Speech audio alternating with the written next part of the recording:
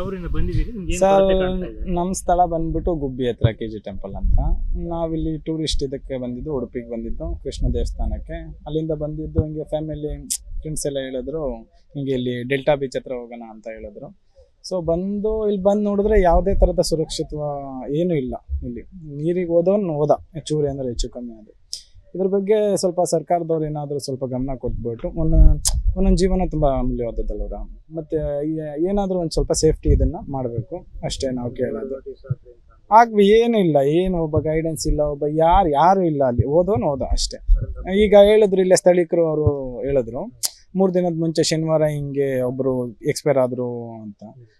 ನೀರಿಗೆ ಬಿದ್ದು ಅದನ್ನೆಲ್ಲ ಮತ್ತೆ ಯಾರು ಹೊಣೆ ಅದಕ್ಕೀಗ?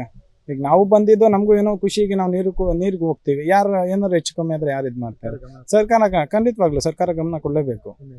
ಸರ್ ನಮ್ಮ ಹೆಸರು ಸುನಿಲ್ ಅಂತ. ಸರ್ ಬಲ್ಲಿ ಆಯ್ತು ಸರ್. ಓಕೆ. ಸರ್ ಇಲ್ಲಿ ಡೆಲ್ಟಾ ಬೀಚ್ ಕೋಡಿ ಬೆಂಗ್ರೆ ಇದು ಬಹಳ ಒಂದು ದೊಡ್ಡ ಪ್ರವಾಸೋದ್ಯಮವಾಗಿ ಅಭಿವೃದ್ಧಿ ಹೊಂದ್ತಾ ಇದೆ. ದಿನದಿಂದ ದಿನಕ್ಕೆ ಪ್ರವಾಸಿಗರ ಸಂಖ್ಯೆ ಬರೋ ತುಂಬ ಆಗ್ತಾ ಇದೆ.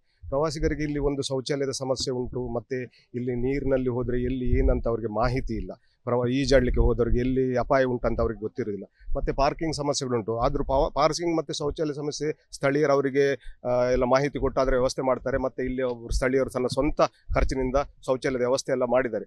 ಅದಾದರೂ ತೊಂದರೆ. ಆದರೂ ಅವರಿಗೆ ಎಲ್ಲಿ ಸುರಕ್ಷತೆ ಅಪಾಯ ಉಂಟು ಆ ಬಗ್ಗೆ ಒಂದು ಸ್ಥಳೀಯ ಆಡಳಿತ ಅಥವಾ ಜಿಲ್ಲಾಡಳಿತ ಯಾರಾದರೂ ಒಬ್ಬ ಗೈಡನ್ನು ಇಲ್ಲಿ ನೇಮಿಸಿ ಅವರಿಗೆ ಸೂಕ್ತ ಸಲಹೆಯನ್ನು ಕೊಟ್ಟು ಪ್ರವಾಸಿಗರು ಸುರಕ್ಷಿತವಾಗಿ ಇಲ್ಲಿಂದ ಹೊರ ಹೋಗುವ ಹಾಗೆ ಅವರಿಗೆ ಪ್ರಯತ್ನ ಮಾಡಿಕೊಡ್ಬೇಕಂತ ನಮ್ಮ ಆಗ್ರಹ. ಸಂತೋಷ ಅಂತ.